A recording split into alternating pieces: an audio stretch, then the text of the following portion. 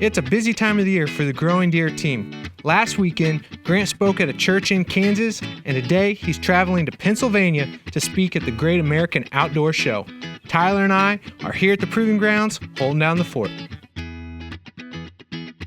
We got a lot of projects going on right now at the Proving Grounds, and one of the things that we're really looking forward to and getting ready for is Spring Field Days. It's going to be March 29th and 30th.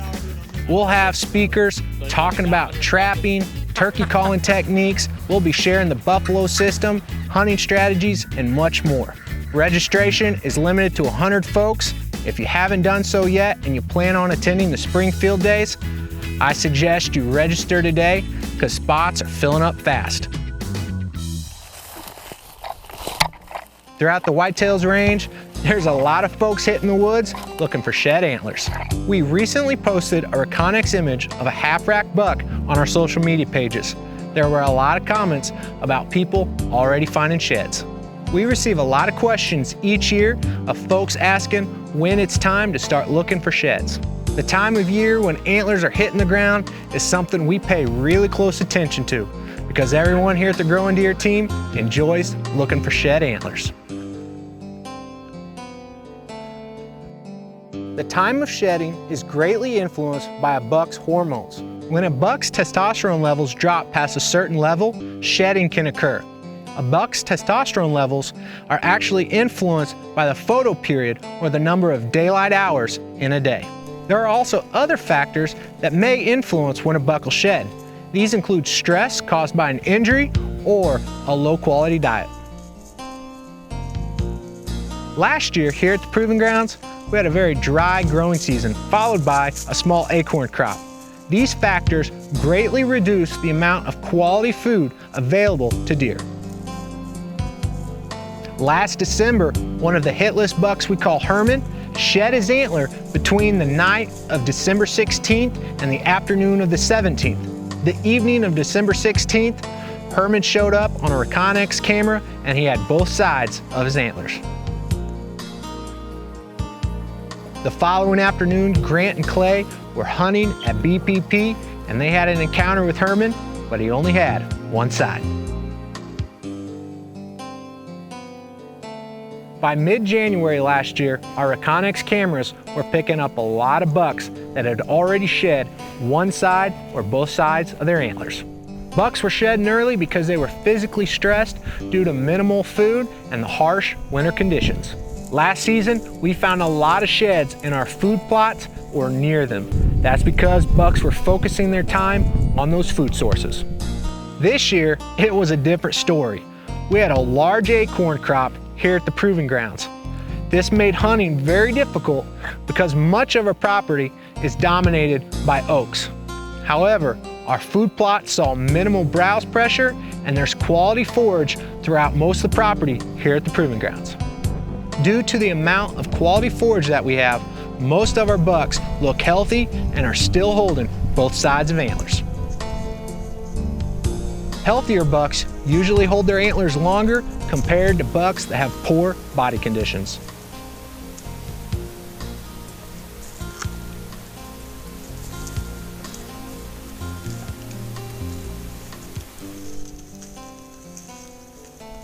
Even though we enjoy finding sheds, we're glad that our bucks are still holding antlers.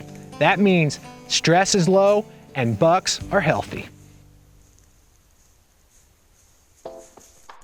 Growing Deer is brought to you by Bass Pro Shops and Cabela's. Also by Reconnex, Trophy Rock, Eagle Seed, Nikon, Winchester, Lacrosse Footwear, Flatwood Natives, Morel Targets, Caldwell Shooting Supplies, Hooks Custom Calls, Montana Decoy, Summit Tree Stands, Drake Non-Typical Clothing, RTP Outdoors, Yamaha, Fourth Arrow, Scent Crusher, Mossy Oak Properties of the Heartland, Hunter's Blend Coffee, Motorola Lighting Solutions, Scorpion Venom Archery, Code Blue, Decode, G5 Broadheads, Prime Bows, and Redneck Hunting Blinds. There are areas within the Whitetails range where bucks are nutritionally stressed and have already shed. Grant and Tyler recently traveled to northern Missouri to tour 4 farms. They helped the landowner design wildlife management and hunting plans for his properties. It was wicked cold there, and I was glad I was at the proving grounds because the National Weather Service said the wind chill was forecasted to be -30. This area had already experienced tough winter conditions. The properties were composed mainly of low-quality timber and ag production fields. These properties had a low percentage of timber present, and the acorn crop wasn't good in this area this year. With little acorn production and knowing that combines are very efficient, leaving little grain on the ground, it was obvious that food was a limiting resource on these properties. As Grant and Tyler toured the farm, they saw that the timber was closed canopy, and that meant there was little native browse or cover for deer and turkey. But see, look through here. There's no cover in there. The wind's whipping right through there right now. Right. Only cover they have right now is topography. Get over here out of the wind somewhere. Right. You know, you think about spending all night out here. The previous tenants had left some corn standing for wildlife. However, here it was, the end of January, and it was already picked clean. There are still several months of tough winter conditions ahead. The harvested corn and bean fields had tracks all through them, which told Grant and Tyler that deer were hungry and searching hard for food.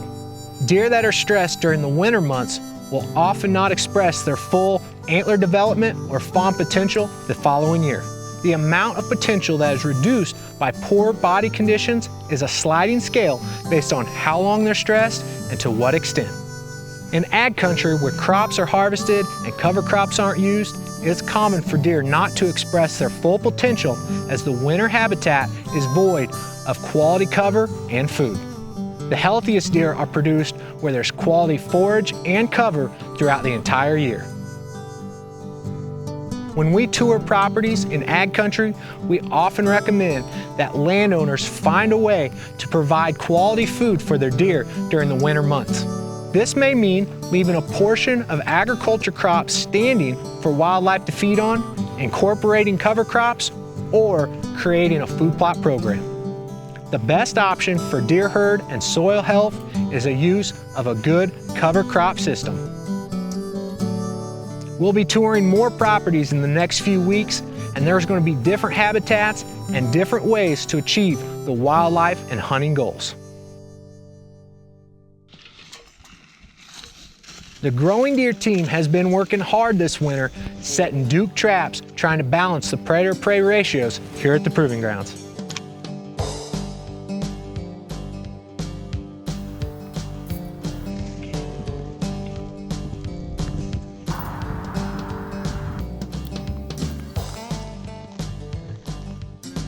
Tyler and Owen caught a bunch of critters during the early portion of trapping season using the Duke box trap.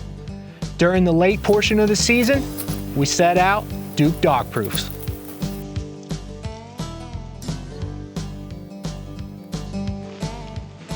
The dog proof traps do a great job at targeting raccoons.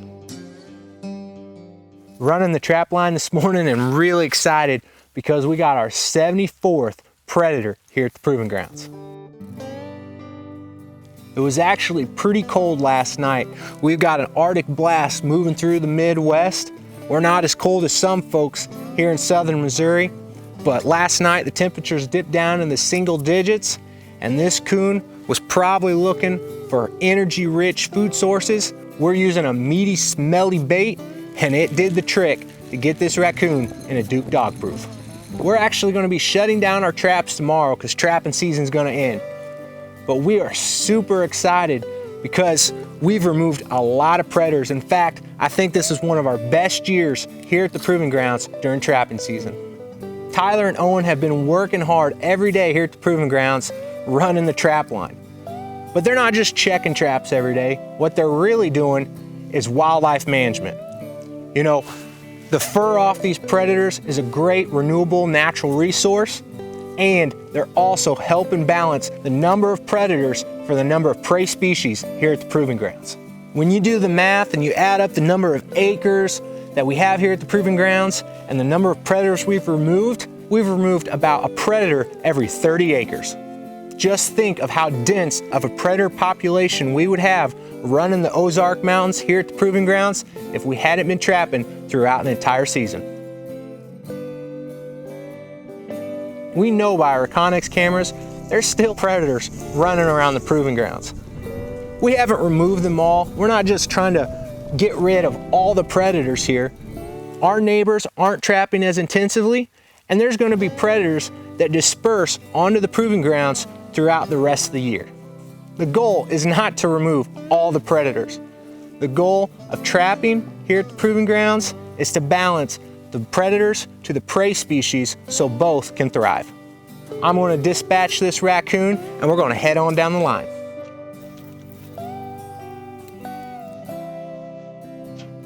We continued down the trap line that morning and caught 2 more raccoons, and that put our final total for the year at 76 predators.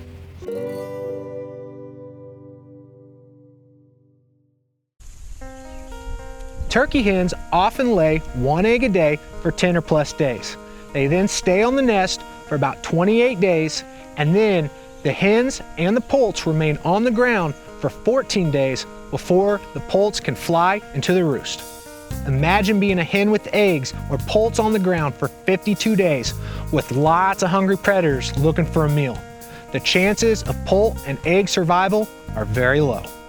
Even with quality nesting habitat, hens with eggs or songbirds that nest near to the ground have a very low chance of survival when there's lots of predators in the area.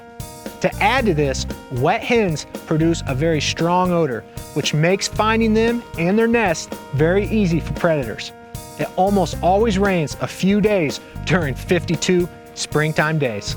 Studies have shown that where it's legal, it's best to trap right before or during fawning and nesting season. That way, predator numbers are reduced right when fawns and poults are the most vulnerable to predation. Here in Missouri, we're only allowed to trap during mid-November to the end of January. But during that time, we're working very hard to reduce the number of predators here at the Proving Grounds.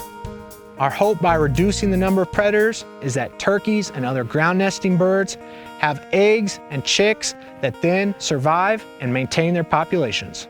There are few trappers left due to the low fur prices. It's often left up to sportsmen and landowners to trap and help balance the predator to prey ratio. We always enjoy seeing the fruits of our labor, and that means every spring we get to hear and chase toms in the Ozark Mountains.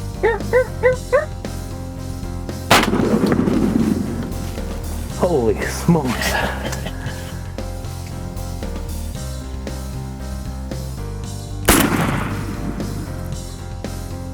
What a hunt that was, man. When more antlers start hitting the ground here at the Proving Grounds, we're gonna be sharing tons of shed hunting tips.